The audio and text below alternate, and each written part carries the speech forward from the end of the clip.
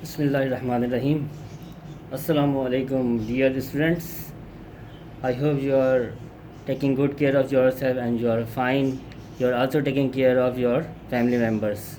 The topic which we are going to cover in today's class is UV spectroscopy. Because of this pandemic, some extraordinary measures has to be taken. So one of the extraordinary measure is in the form of this online class. Yes, you are familiar with this department. You may have lots of memories of this department. So inshallah we will be back to this department inshallah. Okay, the topic which we will cover is UV visible spectroscopy. Following here you can see a chart or a spectrum of electromagnetic radiation which consists of different type of lights, cosmic rays, gamma, x-rays, ultraviolet, infrared rays, and so on. Topics which we will cover in today's class is a little background of electromagnetic radiation and spectroscopy, then UV visible spectroscopy and its classifications, choices of solvents, the solvents which we frequently use in UV spectroscopy, and then interaction of matter with electromagnetic radiation. We will also study basic principles of UV spectroscopy along with basic parts of UV spectrophotometer and its instrumentation. Especially we will discuss the difference between single beam and double beam UV spectrophotometers.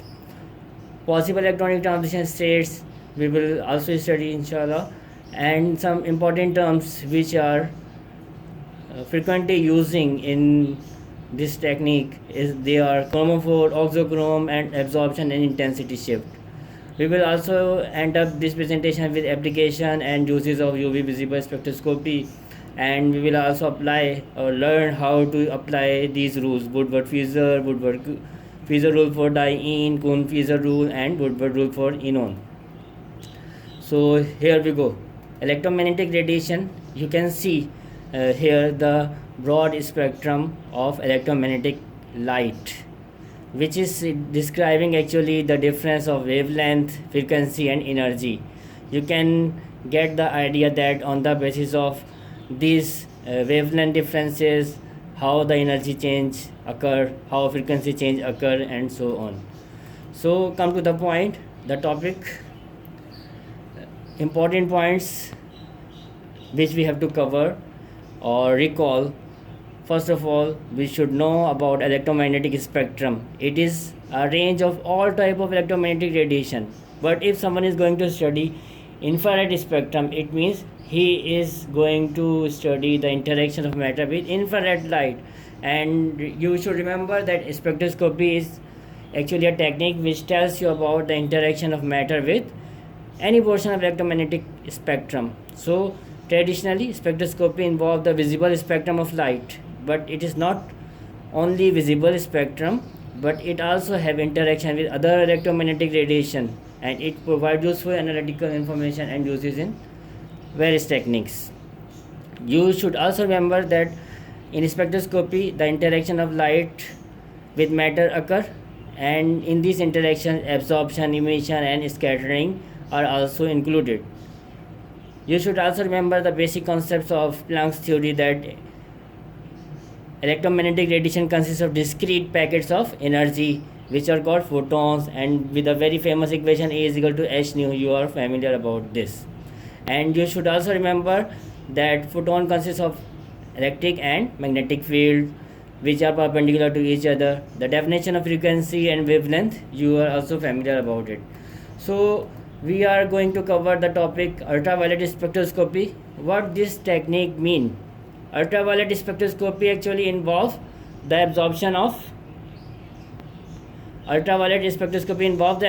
electromagnetic by a molecule, causing the promotion of electron from a ground electronic state to excited state. Ground state is termed as HOMO, that is highest occupied molecular orbital, and excited state is known as LUMO, lowest unoccupied molecular orbital. And the device which is useful to measure the intensity of light entering to the sample and emitting from the sample The device is known as UV visible spectrophotometer. You can see here a simple chart. Okay, so classification of ultraviolet spectroscopy. For the sake of convenience, two different type of classes are there. One is far UV or vacuum UV. It ranges from 10 to 190 nanometer. The study of wavelength from 190 to 390 nanometer, the technique is known as near UV or quartz UV technique. In UV visible spectroscopy, actually the UV region is coupled with visible region. You can see in books 390 to 800 nanometer, but for our convenience we can write that it is combination of UV and visible region. UV region starts from 190, simple UV region starts from 190 nanometer. So 190 nanometer to about 790 or 800 nanometer. The other classification of ultraviolet spectroscopy is UVC, UVB and A. On the basis of effect of these rays, the light having wavelength from 100 to 280 nanometer is considered as UVC light, and it is the dangerous light. These rays are very dangerous because they create cancer and some other diseases.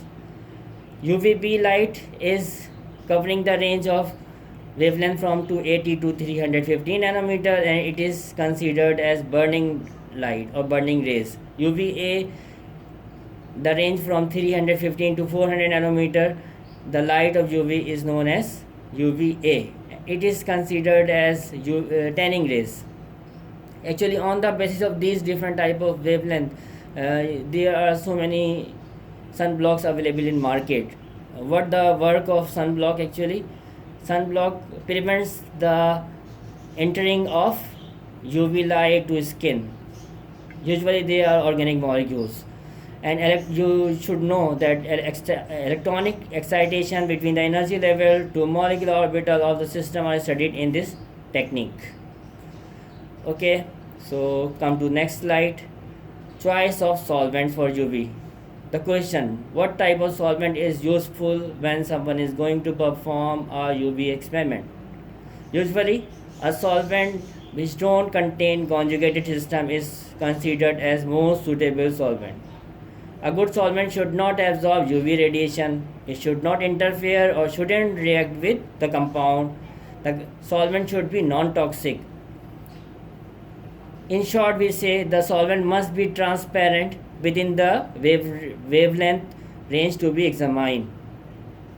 And if someone is going to change the solvent, then there are lots of changes also occur in the spectrum, position, especially position and intensity of UV band.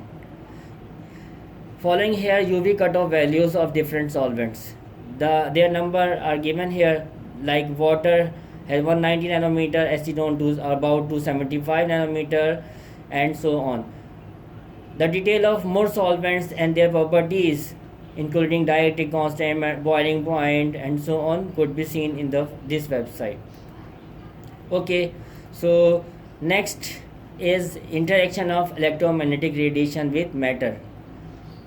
If you remember IR spectroscopy, in IR spectroscopy one study the vibrational changes, but in UV spectroscopy the changes in electronic transitions are studied. The energy of electronic transitions are higher as compared with vibration energy changes, and vibration energy changes are higher as compared with rotational energy changes. Following here you can see a UV plot or UV spectrum. This UV spectrum is of three different type of organic isomers. They are differentiating on the basis of their color. Now question, if someone asks question, why UV absorption spectrum appears as a broad peak, what will be your answer? Question is that why UV spectrum appears as a broad peak? Is there any relation of vibrational, electronic and rotational energy changes? Think about it. Okay, we are moving to next slide. Basic principles of UV absorption spectroscopy. What are basic principles of UV spectroscopy? Actually, UV spectrophotometer works on the basis of Beer and Lambert's law. Beer's law describes relationship between absorption with the concentration of solute. And Lambert's law describes relationship with absorption to optical path length. Beer's law tells that higher the concentration, the greater will be the absorbance. We can consider like that. If you and me, we are considering ourselves as photons, and we are moving towards a crowded place, then our movement will be slow. If the place is not crowded, then we will move very easily. That means greater the concentration means greater the crowd. Lower the concentration means the lesser will be the crowd. So absorption is directly proportional to concentration. Think about it. Have some imagination about this Beer law. What about Lambert's law? Lambert's law also describes the relationship between absorption to optical path length. It tells that greater the optical path length, the higher will be the absorption. If someone wants to travel shorter distance, then it is easy. If someone wants to travel longer distance, then it is a little bit difficult. Okay, so what are limitations of Beer's and Lambert's law? In this class, actually I have described in hidden words that effect of concentration.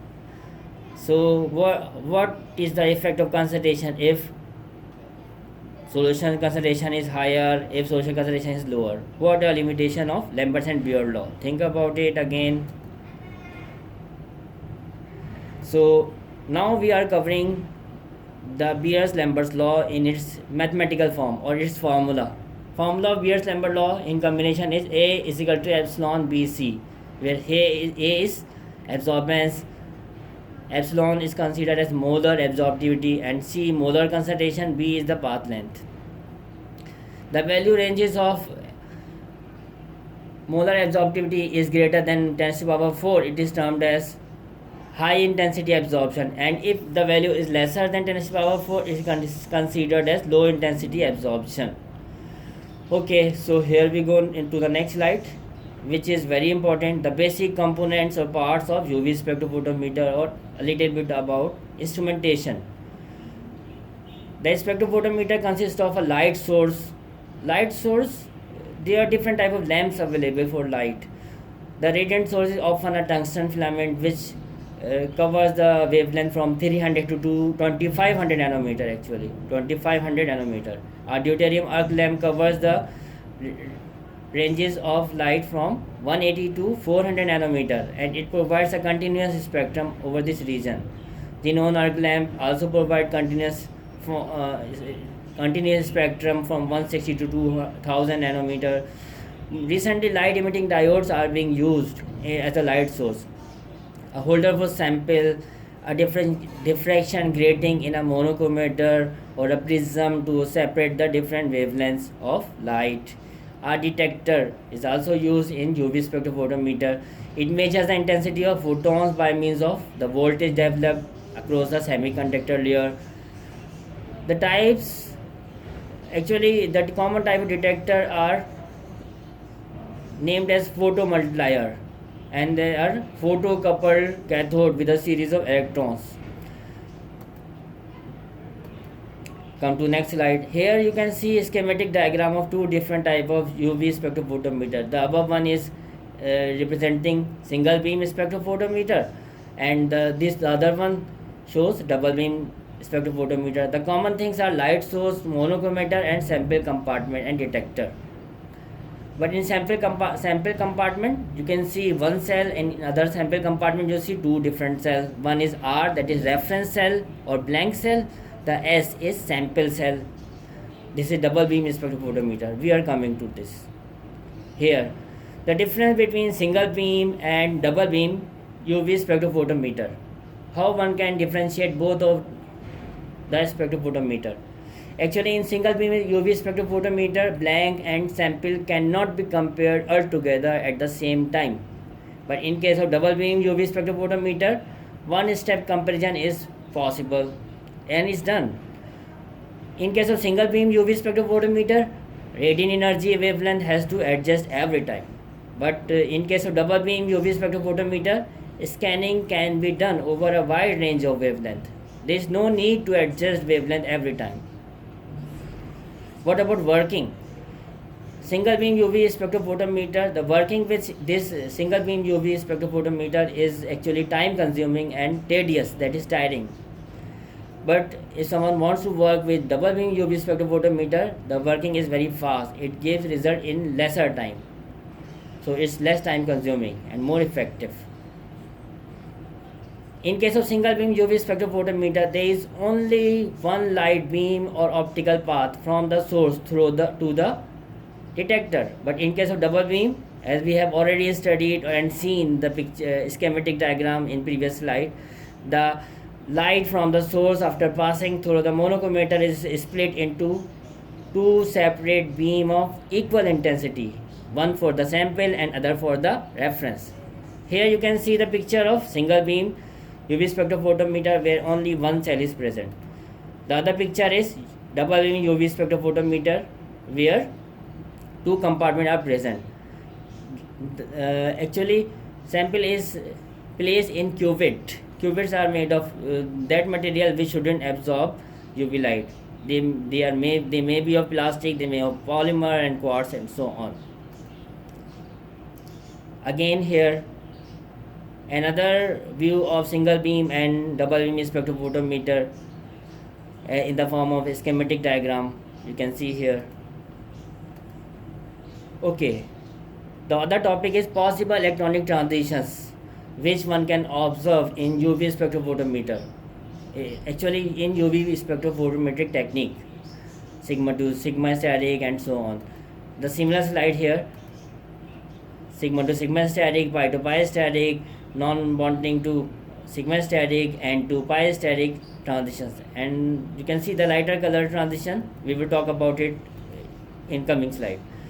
So sigma to sigma static transitions. In this transition, sigma electrons from the orbital are excited to corresponding anti-bonding sigma orbitals. And these transitions usually require higher energy. Usually alkanes or other hydrocarbons show this kind of transition. What about pi to pi static transition? Actually, in this transition, pi electrons in a bonding orbital are excited to corresponding anti-bonding pi star orbital. Compound usually containing multiple bonds like alkene, alkyne, carbonyls, nitriles, aromatic compounds usually show this type of transition. For example, alkenes usually absorb in a region of 170 to 250, 205 nanometer. What about N to sigma static transition? This type of transition is observed in saturated compounds and especially those compounds which are pairing the heteroatom like oxygen, sulfur, nitrogen and halogen. Actually, it's not only for saturated compounds, some unsaturated compounds also show this type of transition. These transitions usually require lesser energy as compared with the transition which we have studied like sigma to sigma static transition. Alcohols and amines, thiols and sulfides usually are good example of this type of transition. N to pi star and pi to pi star electronic transition show absorption in region above 200 nanometer, which is definitely accessible to UV visible spectrophotometer. The other transition is N to pi static transition. What happened in this transition? As the name indicates itself, electron from non-bonding orbital is promoted to anti-bonding pi star orbital. Compound containing double bonds involving heteroatom usually show this type of transition. These transitions require minimum energy and show absorption at longer wavelength, around 300 nanometer.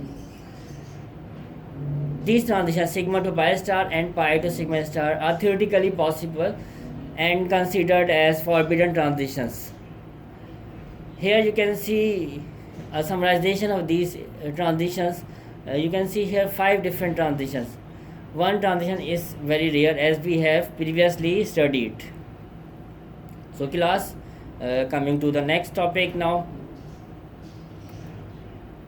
Basic terms which we use in UV spectroscopy, absorption and intensity shifts. So come to the point again. Terms we use in UV visible spectroscopy. First of all, if someone asks you a question, how we see or how our eye work, if someone say our eye work like a spectrophotometer, will it be true or false? The other question, how we see color, or how we see a red color as red, how we see a blue color as blue, how we see a green color as green. What is the effect of these seeing? Think about it.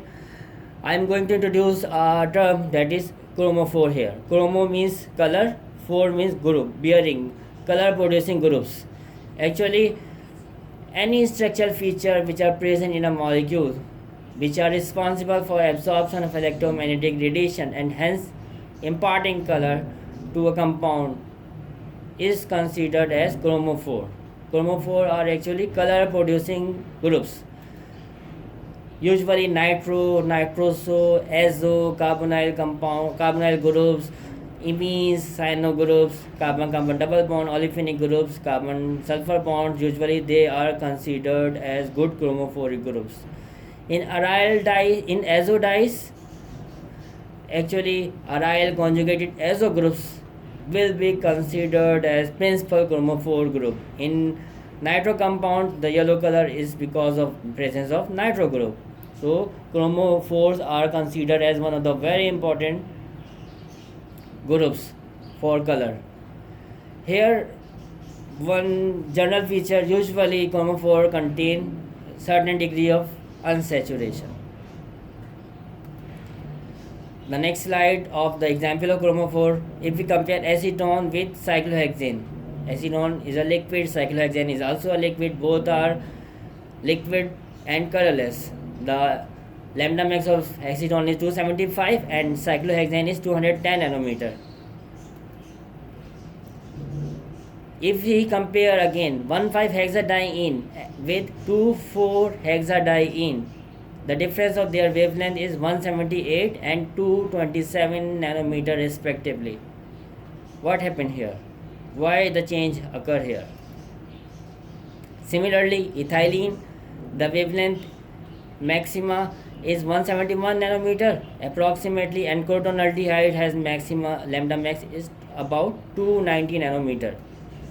So if you see the look at this slide, then what will be your understanding regarding the lambda max value? Can you answer? Just have a look on this slide. Okay, we are moving to next slide. Auxochrome. Again, this is another new term for you. Auxochromes are also known as auxiliary chromophore. They are helping chromophore. Like in English you say auxiliary verb or helping verb, both are same thing. So auxiliary chromophore, they are actually assisting groups. How they assist? Actually they don't show their own UV, or they show very little UV, but they often help significantly to increase the UV of a chromophore. So they are considered as helping groups. Like their common examples are alkyl groups like methyl, ethyl and so on. Halo groups also have very little effect, but they are also known as auxochromes. On the other hand, groups like amino or hydroxyl group, if they are attached, they usually provide very drastic or significant change. They actually alters the spectra of chromophore. We can see about this on this oncoming example. If you see the example here, examples of auxochrome here, you can see the structure of benzene. Benzene again a liquid. The lambda max is 255 nanometer. If someone is going to introduce hydroxyl group with benzene, then it is known as phenol. The lambda max is about 270 nanometer. If someone is going to introduce amino group in benzene, the compound will be named as aniline. Yes, first simple primary aromatic amine. The lambda max is 280 nanometer. You can see the effect of these auxochromes in the shift. So moving to next slide now. Absorption and intensity shifts. These are also some terms. One term is bathochromic shift or red shift. The other term is hypsochromic shift or blue shift. The next term is hyperchromic shift. The next one is hypochromic effect or hypochromic shift. What is bathochromic shift or red shift? As its name already indicates its definition, any factor which is responsible to move the lambda max towards the greater, higher, longer wavelength, that is towards red. Why they say red? Because if you remember Vibgyor, the word Vibgyor, R means the light with greater wavelength. So when absorption maxima is shifted towards the longer wavelength, the shift is known as bathochromic shift or red shift. Question here: what are the factors which are responsible for these kind of shifts? Actually, introduction of conjugation or presence of an oxochrome group changing the solvent, they are some features or some responsible factors for this bathochromic shift. So moving to the next slide, comparison of two different compound. One is neutral form, other is ionic form. Paranitrophenol is compared with its phenoxide. In alkaline medium, paranitrophenol shows red shift. The wavelength of paranitrophenol is 255 nanometer, but if a base is added in the compound, then base abstract the proton and phenoxide ion is generated. The wavelength of phenoxide ion of nitrophenol is 265 nanometer, about 10 nanometer higher. The other shift is hypsochromic shift. When absorption maxima of a compound shift towards the shorter wavelength, it is known as hypsochromic shift or blue effect or blue shift. The effect is due to the presence of particular group or removal of conjugation from the system, or by changing the solvent one can observe the hypsochromic shift. Example here, the UV, we have already seen the UV of aniline, lambda max is 280 nanometer, but in acidic medium, when lone pair acid, what happened in acidic medium? Lone pair of nitrogen are quenched and amino group will make a salt with acidic protons. Anilinium salt of aniline here, which is showing the lesser wavelength maxima, that is 265 nanometer as compared with 280 nanometer. This kind of shift is known as blue shift or hypsochromic shift. This is because of loss in conjugation. Conjugation in the ring is already there, but participation of lone pair of amino is restricted now in this structure. What about hyperchromic effect and hypochromic effect? When absorption intensity of a compound is increased by any factor, the effect is known as hyperchromic effect or hyperchromic shift. Usually by introduction of oxochrome or by changing the solvent, this kind of effect is observed in the UV spectrum. What about hypochromic effect? If there is any decrease in absorption intensity of a compound, the effect is known as hypochromic effect. Hypochromic effect usually due to distortion in geometrical structure and by changing the solvent or by removal of oxochrome, and some other factors are involved in hypochromic effects. If we are going to conclude this basic terms, then we will see one is red shift, other is blue shift, other one is hyperchromic and hypochromic. If we start from hyperchromic, hyper means increasing. If someone is diabetic, they say hyperglycemic patient. Hyper means higher, greater intensity, and hypochromic means if intensity of absorption is decreasing. Red shift is known as bathochromic shift if wavelength is increasing towards the higher wavelength. And by any factor, if wavelength is decreasing, then the effect is known as blue shift or hypsochromic shift. I think here we are going to stop this lecture, and this will be enough. I will try my best to answer all of your questions. If you write any comment, then I will try my best, and soon inshallah we will arrange a live session whoever of you will be available to attend the session, I will be happy to see you there. And I wish you all the best. I wish you a good and healthy life. I pray for you a healthy life. I will say stay healthy, stay safe, and have proper diet, improve your immunity, and also keep us remembering in your dua and in your well wishes. Okay, see your department here. Allah Hafiz.